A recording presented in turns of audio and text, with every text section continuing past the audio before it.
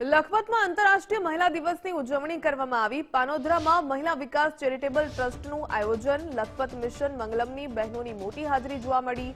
નાબાર્ડના જિલ્લા મેનેજર નીરજકુમાર સિંઘ ઉપસ્થિત રહ્યા। ભરતકામની વિજેતા બાલિકાઓનું વિશેષ સન્માન કરવામાં આવ્યું। સાજીરો ફાઉન્ડેશન દ્વારા વિજેતાઓને ટ્રોફી એનાયત કરવામાં આવી। સખી મંડળની બહેનોને પ્રોત્સાહિત કરતી આ પહેલ પાંદરોમાં નારી શક્તિનો અનેરો ઉત્સાહ જોવા મળ્યો। આજે આંતરરાષ્ટ્રીય મહિલા દિવસ નિમિત્તે કચ્છ જિલ્લા ઉદ્યોગ કેન્દ્ર દ્વારા લખપત તાલુકામાં અમારી પોલિસી આપેલી છે ગ્રામોદ્યોગ વિકાસ કેન્દ્ર, ત્યાં અમે ઉજવી રહ્યા છીએ। જેના પ્રમુખ રમીલાબેન અને મીનાબાનો બહુ સાથ સહકાર રહ્યો।